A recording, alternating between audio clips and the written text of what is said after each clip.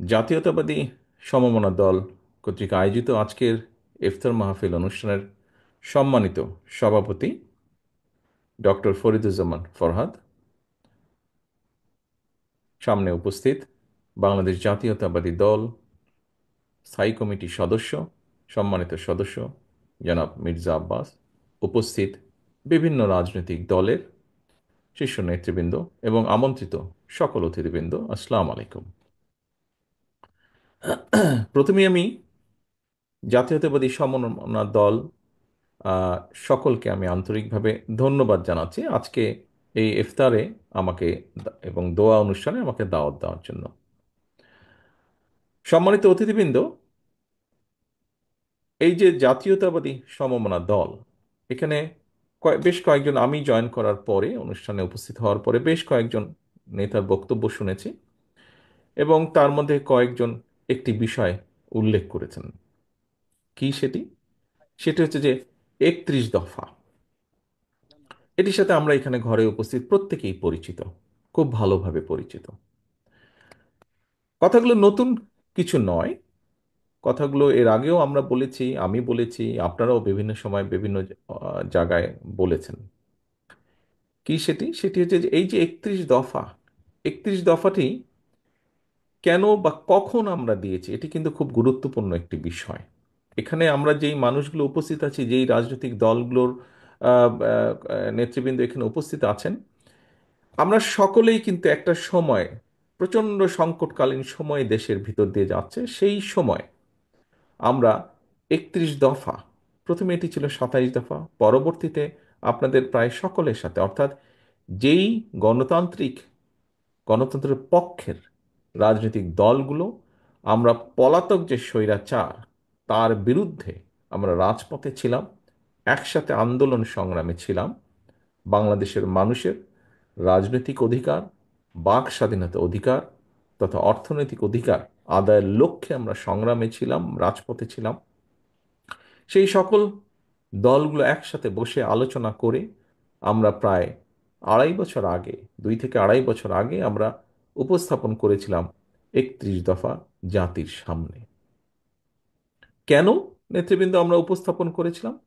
কারণ একটি, আমরা দেখেছিলাম যে পলাতক যে স্বৈরাচার, তারা কিভাবে দেশের প্রত্যেকটি প্রতিষ্ঠান, যে কোনো প্রতিষ্ঠানের কথা আমরা উল্লেখ করি, সেটি শিক্ষা ব্যবস্থা হতে পারে, সেটি মানুষের স্বাস্থ্য ব্যবস্থা হতে পারে, সেটি মানুষের কর্মসংস্থানের ব্যবস্থা হতে পারে, সেটি বিচার ব্যবস্থা হতে পারে, সেটি সিভিল অ্যাডমিনিস্ট্রেশন হতে পারে, পুলিশ অ্যাডমিনিস্ট্রেশন হতে পারে, প্রত্যেকটি প্রতিষ্ঠান, বিদ্যুৎ সেক্টর হতে পারে, প্রত্যেকটি প্রতিষ্ঠান ধ্বংস করে দিয়েছিল তারা।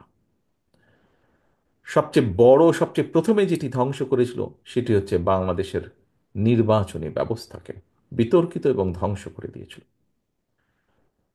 প্রিয় সহকর্মীবৃন্দ, সম্মানিত উপস্থিতিবৃন্দ, বাংলাদেশ জাতীয়তাবাদী দল এবং এই দলটি যে সকল রাজনৈতিক দলকে সাথে নিয়ে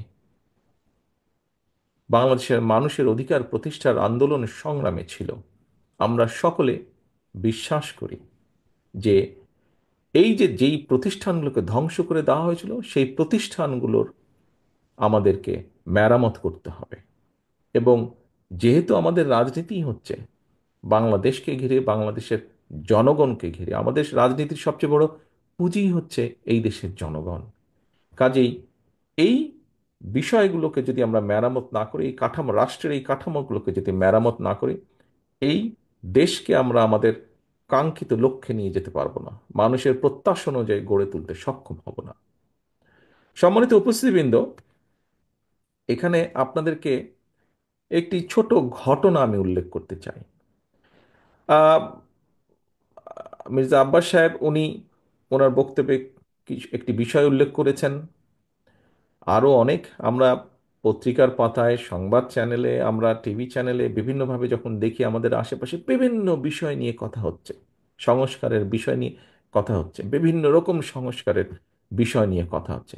সংস্কার কিন্তু সবচেয়ে প্রথম, আজকে অনেক ব্যক্তি, সকলকে সম্মান রেখেই বলতে চাই, অনেক ব্যক্তি সংস্কার নিয়ে অনেক কিছু বলছেন, কিন্তু সংস্কারে, বাংলাদেশে যে সংস্কার প্রয়োজন, বাংলাদেশের সকল কিছুতে যে সংস্কার প্রয়োজন, রাষ্ট্র কাঠামোর মেরামতে যে সংস্কার প্রয়োজন, কথাটি সবচেয়ে আগে সেদিন আমরাই বলেছিলাম। এখন আপনারা এখানে সকলে যারা উপস্থিত আছেন প্রত্যেকেই আপনার রাজনৈতিক নেতৃত্ব, আমি একজন রাজনৈতিক কর্মী। আমার কাছে সংস্কার বলুন, রাজনীতি বলুন, কি বুঝি, অবশ্যই প্রত্যেকে আমরা একজন স্বাধীন মানুষ হিসাবে প্রত্যেকে আমাদের চিন্তা আছে রাজনীতি সম্পর্কে। যেই আদর্শে আমরা বিশ্বাস করি তার সম্পর্কে আমাদের স্ব নিজস্ব চিন্তা আছে। সম্মানিত উপস্থিতিবৃন্দ, ঘটনাটি একটি ঘটনা উল্লেখ করতে চাই আপনাদের খুব সংক্ষেপে, যেহেতু আমাদের খুব বেশি সময় নেই। আহ, রাজনীতি রাজনীতি বলতে আমি ছোটবেলা থেকে যেটি দেখে এসেছি, আমার রাজনৈতিক ব্যাকগ্রাউন্ড কি, আমি খামাখা এটি আপনাদের সামনে তুলে সময় নষ্ট করতে চাই না, আপনাদের ধৈর্যচ্যুতিও ঘটাতে চাই না, আপনারা সেটি জানেন। এখন ছোটবেলা থেকে আমি রাজনীতি বলতে কি শিখেছি বা কি বুঝেছি, একটি ঘটনা দিয়ে আপনাদের সামনে আমি তুলে ধরতে চাই। ঘটনাটি 2010 সালে। তখন আমি এই দেশে যুক্তরাজ্যে আমি আছি। নির্বাচন এসেছে যুক্তরাজ্যের। যুক্তরাজ্যে এই ইউকেতে নির্বাচন অনুষ্ঠিত হচ্ছে। নির্বাচনে আলোচনা হচ্ছে, টিভিতে একটি অনুষ্ঠান দেখছি আমি, আলোচনা হচ্ছে। আলোচনাটি হচ্ছে তিনটি প্রধান দল। আজকের যেই শাসক দল এই দেশে, লেবার পার্টি, এই বিগত নির্বাচনের আগে যারা ছিল রাষ্ট্র ক্ষমতায় দেশ পরিচালনা, কনজারভেটিভ, এবং একটি মাঝামাঝি দল আছে লিবারেল ডেমোক্রেটিক পার্টি। তো তখন লেবার পার্টি ওই সময় ক্ষমতায় ছিল। লেবার পার্টির সেই সময় টনি ব্লেয়ার গর্ডন ব্রাউনের কাছে ছেড়ে দিয়েছিল ক্ষমতা। গর্ডন ব্রাউন সেই সময় টনি ব্লেয়ারের গভর্নমেন্টে উনি ট্রেজারি বা আমরা যাকে অর্থমন্ত্রী বলি। সাথে আলোচনা হচ্ছে ক্যামেরুন কনজারভেটিভের যে প্রধান ব্যক্তি তখন ছিল, আর নিক ক্লেগ লিবডেমের যে প্রধান ছিল, তিনজনের মধ্যে আলোচনা হচ্ছে। আলোচনার এক পর্যায়ে অনেকগুলো বিষয় আলোচনা হচ্ছে। একটি বিষয় সামনে চলে আসলো। কি বিষয়? আহ, আমরা অনেকেই ইউরোপের বিভিন্ন দেশের স্বাস্থ্য ব্যবস্থা নিয়ে আমরা আলোচনা করি। আমরা আফসোস করি, আহা, বাংলাদেশে আমাদের স্বাস্থ্য ব্যবস্থাটা যদি এরকম হতো। প্রিয় সম্মানিত উপস্থিতিবৃন্দ, আলোচনার বিষয়বস্তুটি কি ছিল জানেন? স্বাস্থ্য ব্যবস্থারই একটি বিষয় ছিল, কোন দল জনগণের ভোটে সরকার গঠনের সুযোগ পেলে, এই যে হঠাৎ এমার্জেন্সি হলে বাসা থেকে যে এই দেশে অ্যাম্বুলেন্সের জন্য ফোন করে, কোন দল কিভাবে হসপিটাল থেকে অ্যাম্বুলেন্সটা রোগীর কাছে পৌঁছবে এই সময়টাকে কম কে করতে পারবে। অর্থাৎ সেই সময় যদি ধরে নেই অ্যাম্বুলেন্স আসতে এভারেজে 12 মিনিট সময় লাগে, তাহলে ওই তিন দলের মধ্যে আলোচনা হচ্ছিল যে আমি সরকার গঠনের সুযোগ পেলে আমি চেষ্টা করব এটি 12 মিনিট না, যাতে 10 মিনিটে আসে, 10 মিনিটে পৌঁছতে পারে অ্যাম্বুলেন্সটি। প্রিয় সহকর্মীবৃন্দ, হ্যাঁ, যুক্তরাজ্য এরা প্রায় 300 বছরের উপরে এরা গণতন্ত্র প্র্যাকটিস করছে। নির্বাচন ছিল সামনে, তাদেরকে জাতির সামনে উপস্থাপন করতে হয়েছিল অনেকগুলো বেকার সমস্যার সমাধান কোন দল কিভাবে করবে। স্বাস্থ্য ব্যবস্থার উদাহরণ তো আপনাদের কাছে দিলামই। শিক্ষা ব্যবস্থায় কার কি ভূমিকা, কে কিভাবে রাখতে চায়, সেই কথাগুলোও সেখানে ছিল।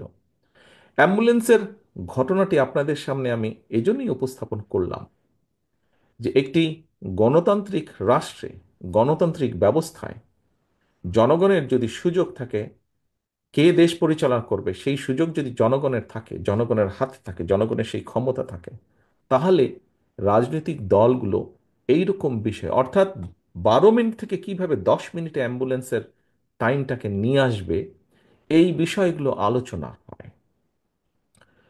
সম্মানিত উপস্থিতিবৃন্দ, এই বাংলাদেশটি স্বাধীন হয়েছিল লক্ষ মানুষের আত্মত্যাগের বিনিময়। তারপরে আমরা দেখেছি বিভিন্ন সময় গণতন্ত্রকে ব্যাহত করেছে অনেকেই। একদলীয় বাকশাল বলি, বিভিন্নভাবে বলি না কেন, বিভিন্ন সময়ে গণতন্ত্রকে ব্যাহত করা হয়েছিল। বিগত 15 বছরের ঘটনায় আমি নাই বা গেলাম।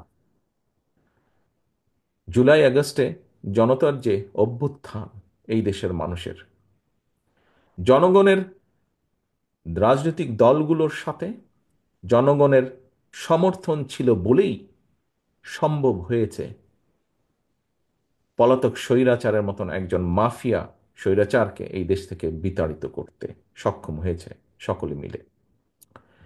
এই যে জনগণ রাজপথে বেরিয়ে এসেছে, জনগণ রাজনৈতিক দলগুলোর পাশে এসে দাঁড়িয়েছে, জনগণ সমর্থন দিয়েছে দলমত নির্বিশেষে সবাই, যে একটি পরিবর্তন হতে হবে। প্রিয় উপস্থিতিবৃন্দ, নিশ্চয়ই জনগণের একটি প্রত্যাশা আছে। কেন তারা এই পরিবর্তন চেয়েছে, কেন তারা এই পরিবর্তন চেয়েছে, তার একটি প্রত্যাশা আছে। অ্যাম্বুলেন্সের ঘটনাটা দিয়ে আমি মনে করি জনগণের প্রত্যাশা হচ্ছে যে আমরা, রাজনৈতিক দল যারা, আমরা জনগণের জন্য এই রকম কাজগুলো করা শুরু করব। এই বিষয়গুলো নিয়ে আমরা কথা বলবো। হ্যাঁ, আমরা সংস্কার নিয়ে কথা বলছি, আমরা কথা বলছি আমাদের দেশে উচ্চ সংসদ হওয়া উচিত, উচ্চ কক্ষ হওয়া উচিত। আমরা কথা বলছি কার মেয়াদকাল কতটুকু হওয়া উচিত। আমরা কথা বলছি কতটুকু সংসদের ক্ষমতা থাকা উচিত, কতটুকু গণপরিষদের কি হওয়া উচিত। বিভিন্ন বিষয়ে কথা বলছি। আমরা কথা বলছি একজন ব্যক্তি কতবার কি নির্বাচিত হতে পারে। আমরা কথা বলছি কার মধ্যে ক্ষমতা বাড়বে, কার ক্ষমতা কমবে, এসব বিষয় নিয়ে। কিন্তু দিন শেষে যারা আমাদের রাজনীতির সবচেয়ে বড় পুঁজি, আমরা যে বিষয়গুলো নিয়ে আলোচনা করছি, সংস্কারের যেই বিষয়গুলো নিয়ে মিডিয়া গরম, সেই বিষয়গুলোর কোনো রকম পরিবর্তন হলে প্রত্যক্ষ বা পরোক্ষভাবে হয়তো রাজনৈতিক দলগুলো উপকৃত হবে, রাজনীতিবিদরা উপকৃত হবেন হয়তো, বা পরিবর্তন হতে পারে রাজনীতির কিছু কিছু। কিন্তু আমাদের রাজনীতির সবচেয়ে বড় যে পুঁজি জনগণ, তাদের ইস্যুগুলোকে নিয়ে আমাদের কি কথা বলা উচিত না? তাদের ইস্যুগুলোকে নিয়ে আমাদের কি চিন্তা ভাবনা করা উচিত না? অবশ্যই উচিত। কারণ এটি হচ্ছে আমাদের রাজনীতি, তারাই আমাদের রাজনীতির সবচেয়ে বড় পুঁজি, জনগণ। জনগণ নিশ্চয়ই বাংলাদেশের, ইউকের জনগণ যেরকম জানতে চায়, নিশ্চয়ই বাংলাদেশের জনগণ জানতে চায় হঠাৎ এমার্জেন্সিতে কতক্ষণ তাকে অপেক্ষা করতে হবে অ্যাম্বুলেন্সের জন্য। আপনজন যখন অসুস্থ হয়ে কাতরাবে, নিশ্চয়ই আমি আপনি আমরা সকলেই চাবো যে দ্রুত